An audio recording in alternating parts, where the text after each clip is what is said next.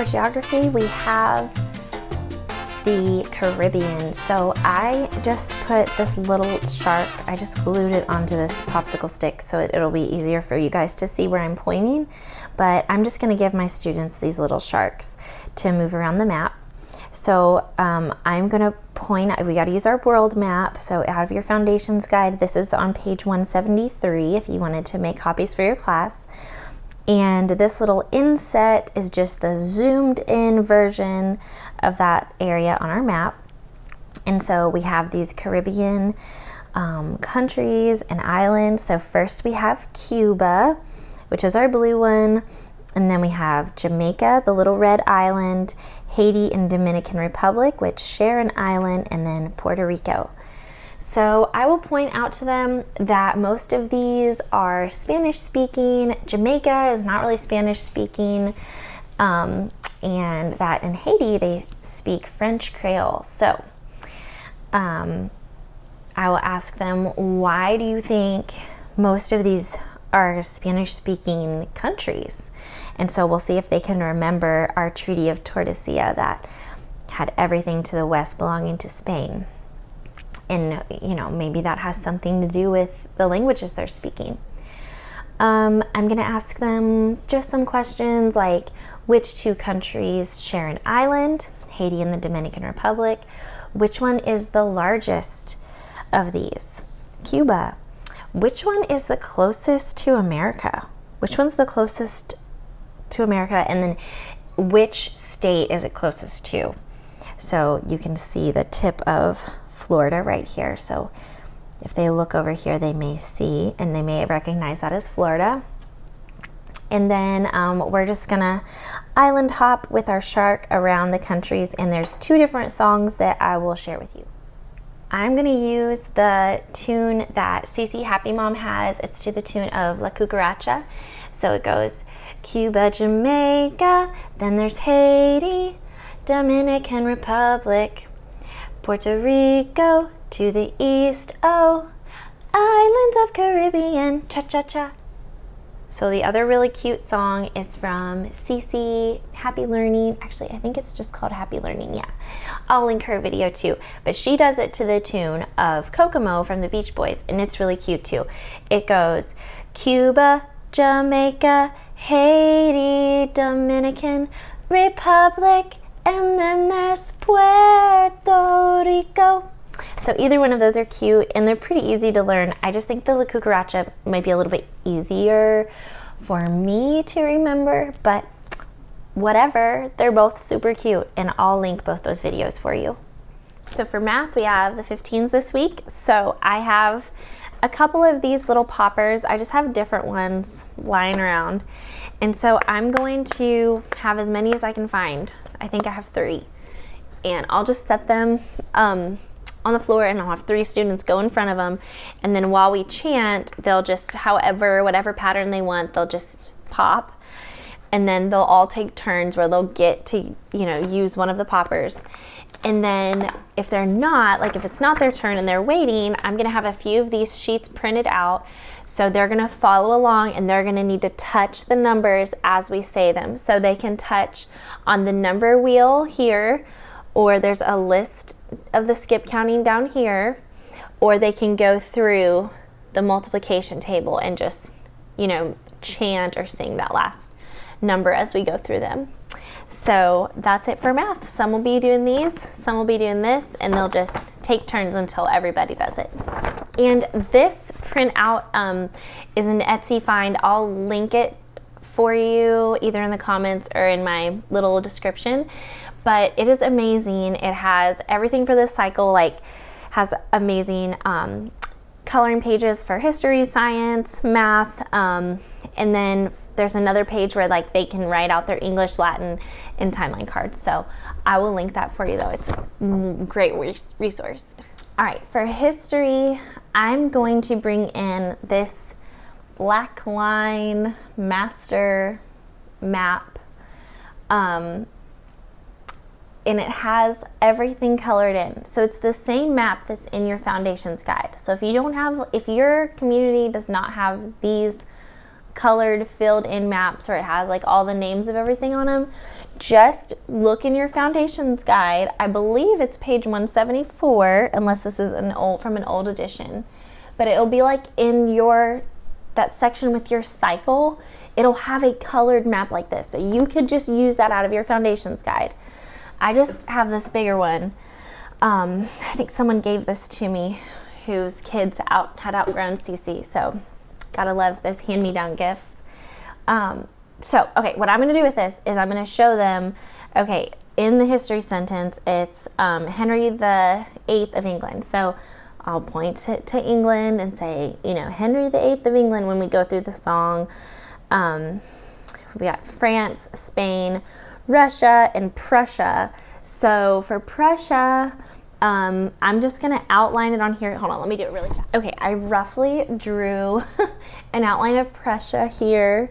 I was reading that like present day countries that were in Prussia was Germany, Poland, Czech Republic, Lithuania, and parts of Russia, but I think that just giving them this general location will help because it was saying like Prussian borders were changing a lot. I'm just going to tell my kids it was a Germanic kingdom that no longer exists. It was called Prussia. It was one of the great empires at the time. And it was very large, and now it's been broken up into smaller countries, but it was a Germanic kingdom. And okay, so that's where we have our final absolute mark, Frederick. Okay, so that was Frederick in Prussia. So I'll show them where we're talking about on the map just so they can understand that. And I found this printout. It's like all of their pictures, and I found it on CC Connected. And so I'm going to cut these out, and each one of them I'll have the country written out for it. So where's my, oh, okay. So these are little Post-it note, like lined paper. So I'm going to have these just on the wall with each of the countries. And then I'll pass out the 5 absolute monarchs. So that'll be half of my class. We'll have a picture. And so when we sing the song, we'll sing it. And then whoever has Henry, they'll go and put him on top of England. Louis, they'll put him on France. You know, so they'll come up with whichever one they have, and they have to try to match it to the correct country on the wall as we sing it. And then they'll give it to the other half of the class. So we may go back and forth a few times with that.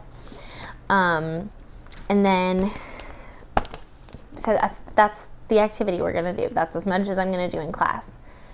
But I was thinking, if you didn't want to do all this, and if you can't find pictures of them, I got these months ago off of CC Connected. And I know that I just searched Cycle 2, Week 9, History, and it was, I went through and clicked and looked at all the resources on there and found this somehow. If I can figure out how exactly I found it, I'll share like step by step what to search and stuff. But the other thing I was thinking that you could do, because these are all countries they should be familiar with. Like we've talked a lot, even though Russia has not been like one on their, you know, geography things, they should know where Russia is. You know, we've had mountains, and we've talked about continents, we've talked about rivers, so they should be familiar with Russia. So if you give them this map, which is the map we've been using for geography most of the year, they could find England and write an H on England. They could find France and draw an L. You know, if you wanted to have them go through and do that while you guys listen to the song, you could give them some colored pencils and they could color the map. You know, or write the names out on the map if you wanted to. So for my class, we're going to do the names of the countries on the wall, and then they're going to come and put the picture of the absolute monarch that matches the correct one. And so the way I'll save time with that is by having 5 kids at a time go, where it's not one person that's trying to do them all. And if we have time, maybe we will. But for the first, I'm just going to have them split up between 5 students, if that makes sense. But if you don't have, you know, the ability to do that, you could give them a map and have them write the names on the map so they can see what countries we're talking about, you know, who goes where. Okay, so that's what we're doing for history. Okay, so I'm combining a few ideas that I've seen from other tutors out there. Okay, so I made this chart where I'm gonna have them write out each of the interrogative pronouns, and then I'm going to have them draw an animal. So if I can find enough stickers, I will just give them stickers that they can put. But if I can't find them, they're gonna have to just draw them. And then I'm gonna try to find it where I'll have a visual of this as well. So let me explain. So like for each one, you could have a different animal. I saw this other tutor named Love, Mrs. C. She was talking about this. So you could have an owl for who. So my idea was to have like an owl sticker that they could put on there to help them remember who. And then you could have a cow for whom, and like draw out the M like a moo, whom. And then a snake for whose, so just that S sound, whose. And then you could have a witch for which. And then for what I was thinking I could find like a picture of like a meme of a kid being like what, or like something, I don't know, I would have to just print out some for them to tape on here. So I don't know, I was thinking I can either have them draw the animal so that there's a little like visual clue for them to help remember them, or if I can find stickers, like I think I have snake stickers and owl stickers, so I could at least give them those just for time's sake. But I thought those were really cute to have a little animal to go along to help remember these pronouns. The other thing I'm gonna do is have them like all say a sentence, and then I'll tell them choose an interrogative pronoun that will make this from a statement to a question. So like I would say, I am Chelsea. How can you turn that into a question? And like they would say, who is Chelsea? Or which one is Chelsea? What does Chelsea look like? You know, they could come up with different ways to turn that statement into a question. So you could either do like one statement and they have to use every interrogative pronoun to turn it into a question, or you could do a different statement for each one. I think I'm just going to have one statement, like something like I am Chelsea, and then they have to work that sentence using these different pronouns to turn them into questions. Does that make sense? So they'll write them out. I'll give them a little visual clue. Like I will have them on my board. Like I'll have an owl and a snake and a cow and everything. They can draw it. I'm going to try to find stickers though, just to make it move faster so they can have them next to those. That's it for English.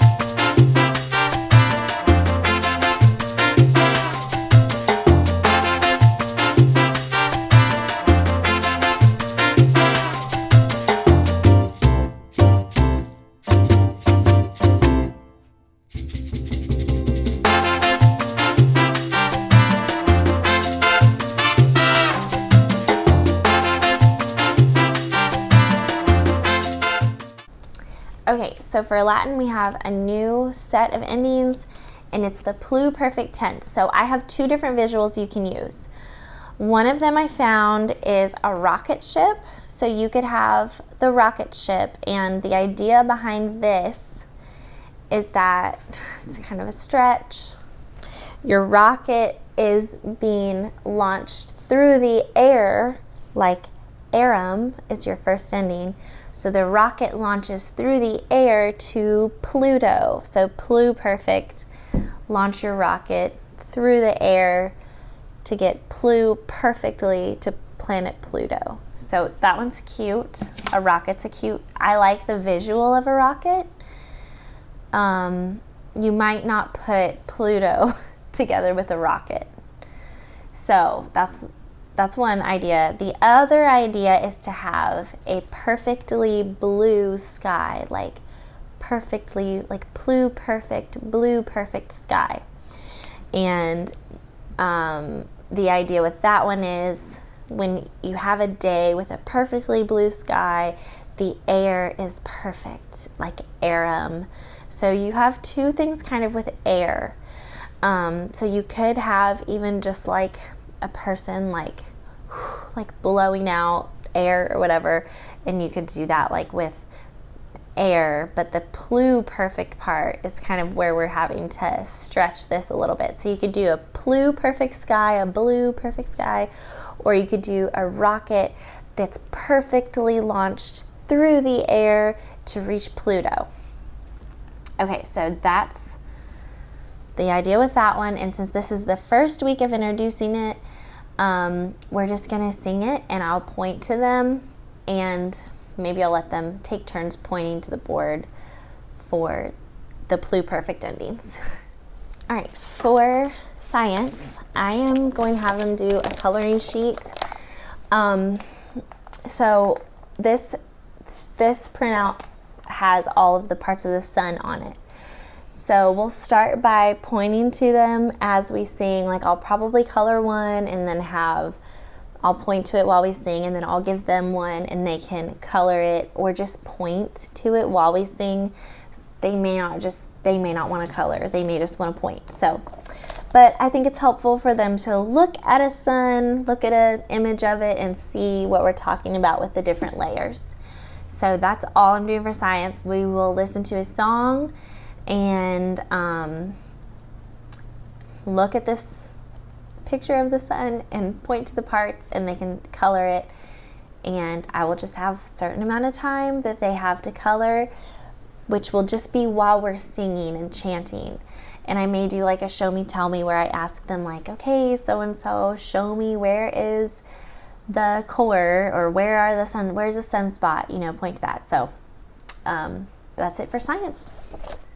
Okay, for timeline, I'm going to demonstrate all of the signs for them, and we'll go through it a couple of times.